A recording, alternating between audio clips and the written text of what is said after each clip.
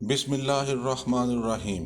السلام علیکم دوستو، 6W ٹی وی میں خوش آمدید۔ آج سے ہم آپ کو گھر بیٹھے دنیا کے عجیب و غریب اور خوبصورت سیاحتی مقامات کی سیر کروانے کی سیریز شروع کرنے جا رہے ہیں۔ امید ہے آپ کو ہمارا یہ سلسلہ پسند آئے گا۔ ہم آپ کو دنیا کے 3 خوبصورت مقامات کی سیر کروائیں گے۔ تو چلتے ہیں اپنے آج کے پہلے سیاحتی مقام کی طرف۔ نمبر 1، کینگروز کا جزیرہ۔ جی ہاں دوستو، جنوبی آسٹریلیا کا ایک بے داغ نخلستان۔ کینگروز کا یہ جزیرہ جنوبی آسٹریلیا کے ساحل سے 13 کلومیٹر کے فاصلے پر واقع ہے اور ایڈلیڈ سے صرف 30 منٹ پرواز کی مسافت پر ہے۔ تسمانیہ اور میل ویل جزیروں کے بعد یہ آسٹریلیا کا تیسرا بڑا جزیرہ ہے، ایک حقیقی قدرتی نخلستان جو 4416 مربع کلومیٹر کے رقبے پر پھیلا ہوا ہے۔ یہ جزیرہ ان گنت قدرتی ذخائر پر مشتمل ہے جو جنگلی حیوانات اور نباتات کی بے شمار اقسام کی ایک محفوظ ترین پناہ گاہ ہے۔ 155 کلومیٹر لمبا اور 55 کلومیٹر چوڑا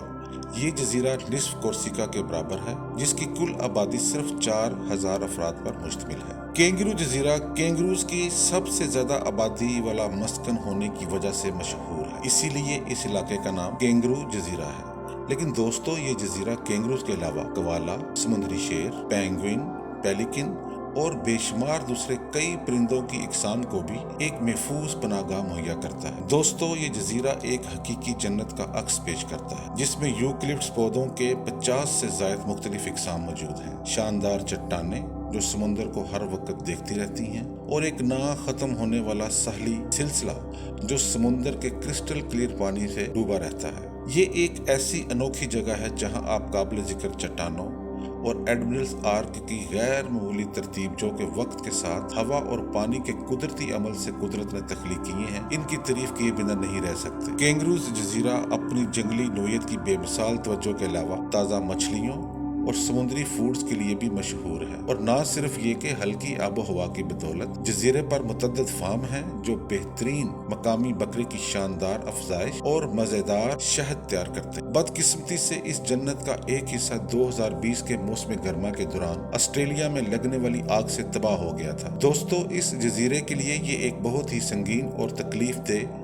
دھچکا تھا، کیونکہ اس آگ نے اس خوبصورت مقام کی خوبصورتی کو بھی کافی نقصان پہنچایا تھا۔ اس علاقے کے باسیوں کے عزم اور بے شمار عطیات کی بدولت جو اس وقت جانوروں کو بچانے اور درختوں کو دوبارہ لگانے کے لیے استعمال ہو رہے ہیں، ہمیں امید ہے کہ یہ جلد ہی پہلے سے زیادہ خوبصورت اور پرتعیش چمک لے کر واپس آئے گا۔ نمبر 2، وینزویلا کی سالٹو اینجل۔ جی ہاں دوستو، دنیا کا بلند ترین آبشار۔ دوستو، سالٹو اینجل آبشار وینزویلا کے جنوب مشرقی حصے میں واقع ہے۔ دنیا کی بلند ترین یہ آبشار ایمیزون جنگلات کے گھنے درختوں میں واقع ہے، جو کہ ایک غیر معمولی خوبصورتی کی جگہ ہے۔ اس آبشار کو یونیسکو نے 1994 میں عالمی ثقافتی ورثہ قرار دیا تھا۔ اس آبشار کے پانی کا بلندی سے بہاؤ 807 میٹر لمبا ہے، جو اس کو دنیا کی بلند ترین آبشار ہونے کا اعزاز بخشتا ہے۔ یہ آبشار ایک پہاڑ ریو چرون کی چوٹی پر واقع ہے، جو سطح سمندر سے 969 میٹر اونچا ہے۔ یہ پہاڑ دوستو شیطانی پہاڑ کے نام سے بھی جانا جاتا ہے۔ یہ آبشار براہ راست درائے کرپاکوئی میں گرتا ہے۔ سالٹو اینجل کا یہ نام اسے دریافت کرنے والے ایک شخص جیمی اینجل سے منسوب ہے۔ یہ ایک امریکی پائلٹ تھا جس نے 1933 میں کانکنی کی بیس کی تلاش میں گشتی پرواز کے دوران اتفاق سے اس آبشار کو دیکھا۔ یہ حیرت انگیز دریافت اسی وقت سے وینزویلا ملک کی اہم سیاحتی مقامات میں سے ایک بن چکی ہے۔ اس کی جغرافیائی پوزیشن ایک ایسے علاقے میں واقع ہے جس کا باقی دنیا سے کسی زمینی سڑک سے رابطہ ممکن نہیں ہے۔ اس چیز نے لوگوں کو یہاں تک پہنچنے کے لیے مشکل ترین مقامات میں سے ایک بنا دیتا۔ سالٹو اینجل آبشار امریکہ کی امپائر اسٹیٹ بلڈنگ کے سائز سے 2 گنا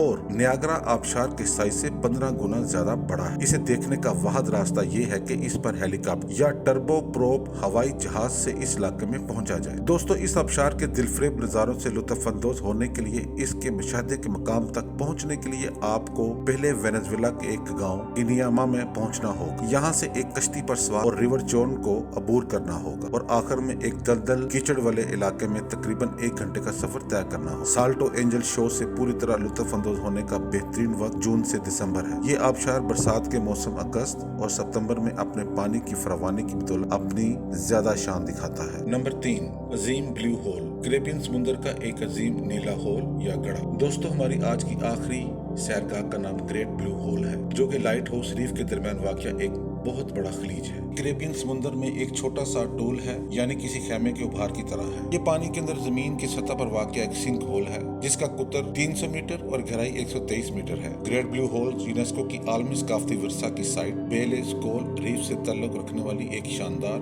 قدرتی تشکیل ہے۔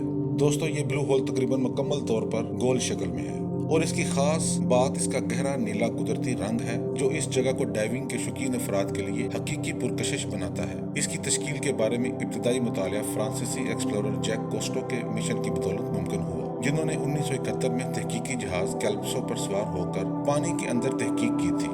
انہوں نے اس کی بناوٹی نوعیت کا اندازہ بھی لگایا تھا۔ اس تحقیق سے ظاہر ہوا کہ یہ ہول 1,53,000 سال پہلے پلاسٹوسین کے دور میں مارز وجود میں آیا تھا۔ دوستو، پلاسٹوسین دور آئس ایج کا وہ دور ہے جب زمین پر برف کے گلیشیئر تیزی سے پگھل رہے تھے۔ یہ وہ اشارے ہیں جو ہمیں اس بات پر یقین دلاتے ہیں کہ یہ بلیو ہول آئس ایج کے دوران تشکیل پایا تھا اور بعد میں سمندر کے پانی میں ڈوب گیا۔ بلیو ہول کی گہرائیوں کے پہلے 30 میٹر خوبصورت مرجان اور بہت سے سمندری جانوروں جیسے شارک، دو ہیکل گروپرز، باراکودز اور اینجل فش کی تعریف کے لیے مثالی ہے، لیکن جیسے ہی آپ 30 میٹر کی حد سے تجاوز کر جاتے ہیں تو ماحول ناقابل برداشت ہو جاتا ہے اور سمندری زندگی کی تمام اقسام مکمل طور پر آکسیجن نہ ملنے کی وجہ سے غائب ہو جاتی ہیں۔ اس کی وجہ نیچے گہرائی میں موجود ہائیڈروجن سلفائڈ کی انتہائی زہریلی پرتیں ہیں۔ خلیج بیلیز شہر سے 40 میل کے فاصلے پر ہے اور ساحل سے اس کی یہی قربت اس کو دنیا بھر سے غوطہ خوروں اور سنور کلرز کے لیے انتہائی پرکشش منزل بناتی ہے۔ گریٹ بلیو ہولز پر کرائے کی کشتی کے ذریعے پہنچا جا سکتا ہے۔ اگر